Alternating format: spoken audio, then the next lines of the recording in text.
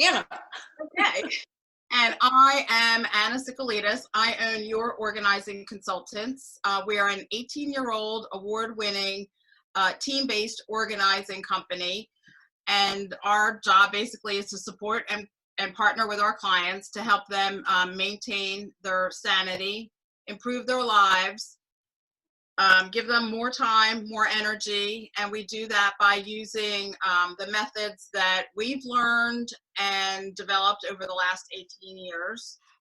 So the first thing I have to say is that the team at Your Organizing Consultants is really missing our clients, and we're really missing helping people. And we are eager to get back to work. And we've been formulating our own COVID-19 policy because no one else is going to do it for us. So we've been working on that to make everything safe for us and for the clients. We can, at this point, meet virtually with people, whether it's to do a consultation or to actually walk somebody through the steps of what they need to do. And, you know, you can do that with a regular phone call once a week, or a Zoom call actually once a week, or a daily, or what have you, but in order to help people get the job done with the support and focus. So this is a new world. It's a whole new set of guidelines, and it's our job to help you navigate that and to accomplish the same goal in a different way. And it's more important than ever to have a properly prepared home. And time frames matter. If you have a long timeline, you know, we're going to look at things a little differently than if you have a quick, short timeline. And there's, you know, with a long timeline, obviously you have the luxury of time. You can, you know, create a schedule where every month or every other week, what have you, you do a different part of the project. If you have a very short timeline, there's some tricks that can make it work for you. And it's a little different than what we've done in the past. So some of our tricks. And then as you know, we always say to our clients, it's all about the pictures. And if the pictures, what people, you know, the first thing people see are going to be your photographs on the internet. And now with I'll call it virtual, where you're taking the person through, you're taking the potential seller through your house using your phone, and people are going to want to see your closets and your cabinets. And before, some people paid a lot of attention to that, and a lot of people didn't. So I think all of that now is going to be much more important. And I was thinking about how you go to your, I forget what it's called, your electrical panel, and you don't want to be like climbing over stuff to show somebody your electrical panel. So you kind of have to think about it a little bit differently. So the first thing is supplies. You need to have supplies on hand no matter which way you do this. You've got to have boxes. You've got to have trash bags. We use 2 different color trash bags. We use one for trash and one for donations, so that we don't confuse things. We don't want to throw away donations, and we don't want to donate trash. And then in our tool bag, there's always Sharpies and Post-its so that we can mark everything, label everything. Usually in a move, it's important to have colored dots so that you can designate different things for different solutions or different designations. And I'll just use a quick example. You know, maybe green is what's going to go with you, red maybe donate, yellow maybe going to a friend, or blue might be going to consignment, what have you. And then you can create other designations using those same dots by adding letters or numbers or what have you. And I always suggest a key so that you know that red is going to go here, and that so that when you have somebody come in that you can delegate part of the project to, they'll know that all the red stuff is going to go to whatever, the trash or donation or whatever you've designated. So you can go around your house and just put stickers on things, and you can then have people come in and you can delegate for either junk people or movers who all provide labor services to come in and, you know, start getting things together. And I will say that I guess one of the things to talk about right now is that there is obviously not a lot of movement of donations. No one right now is, I think they're going to start soon, but I haven't seen it yet. So donations basically are being kept in people's houses. But I think my guess is next week we're going to start to see that open up. And but you want to create a place to designated spot for that stuff. I do know that some of my junk haulers do have either a warehouse space where they will take donations to, as long as they can house them there. And I have one junk hauler who has a secret place where he can donate things, and he's not sharing that information for obvious reasons.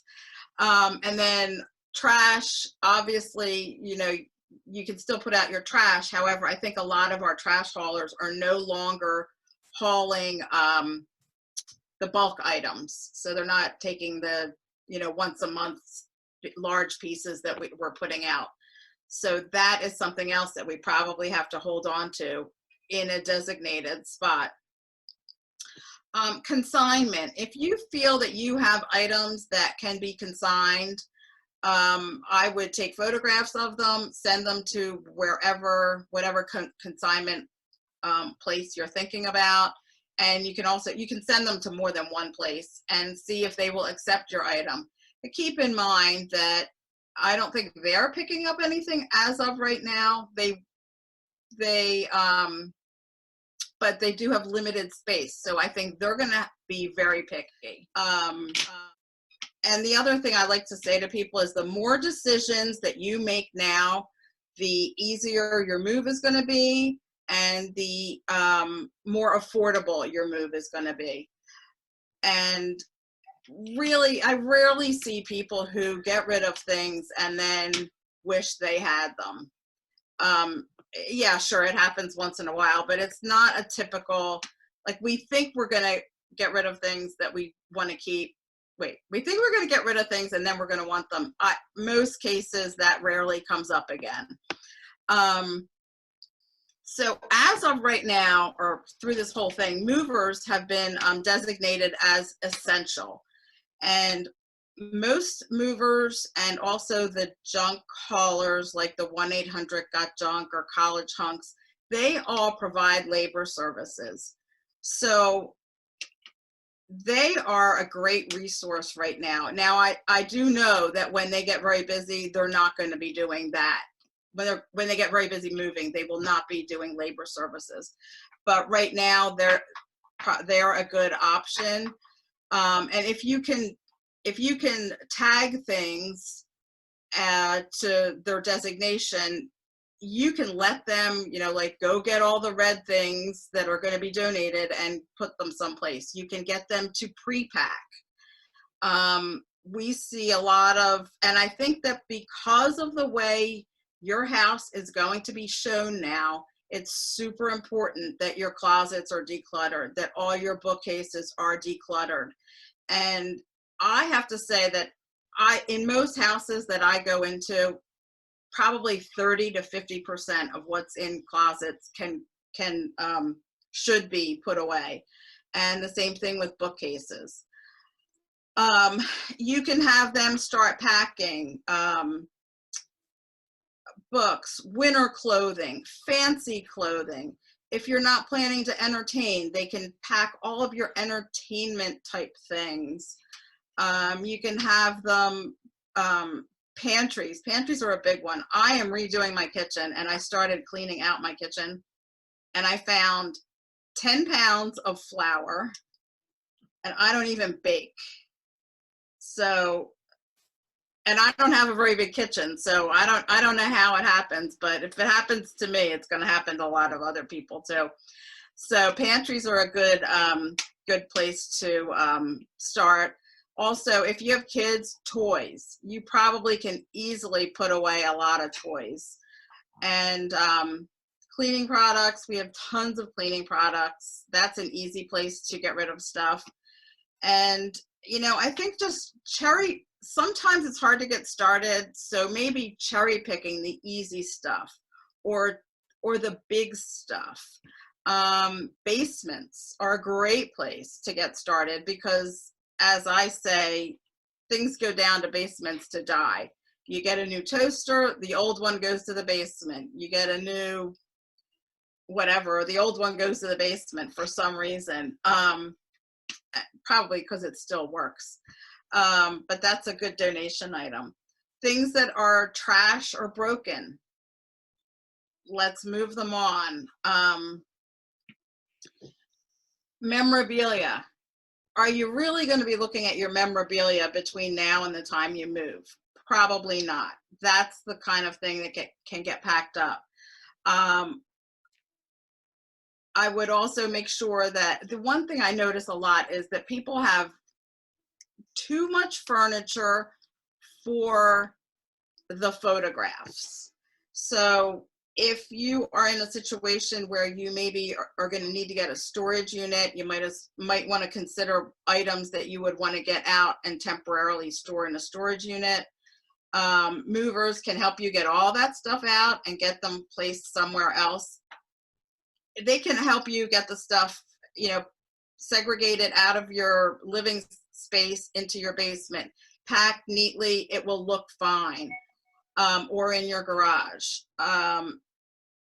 So I think that there's a lot of things like that you can do. The other thing I wanted to touch on is when you have to have a showing and you have, you know, your kids' stuff is all over the dining room table because they're working, your spouse has moved into the guest room with all their paperwork for their work, and you're working at the kitchen table,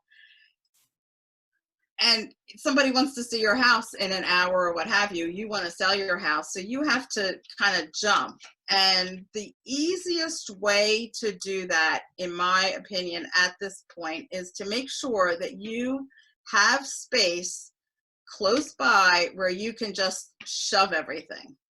And that's like in your kitchen, try to get some stuff out of your cabinet so that you can have a cabinet where you can take everything from the kitchen counter and just put it in the cabinet.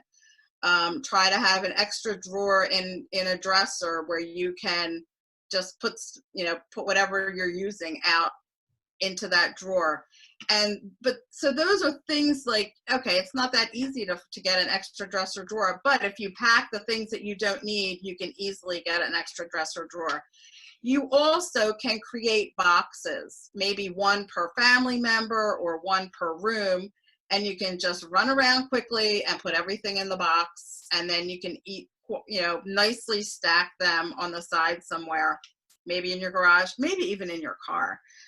And laundry baskets, the same thing with laundry baskets. And I kind of like the do it by person, so that, you know, if I'm looking for the book I was reading that I left somewhere, it's going to be in my box or in my laundry basket. So I'll be able to locate it quickly afterwards. So that's another, a little something I wanted to touch on as well. So it's all about it's all about the pictures. It's all about the photographs. So, and you know, you can take pictures with maybe a box or two behind a sofa, but when you go to actually show the house, you probably don't want it there. So the harder you can work at getting things packed away, I think the easier it is for you. So I think that's about it for me.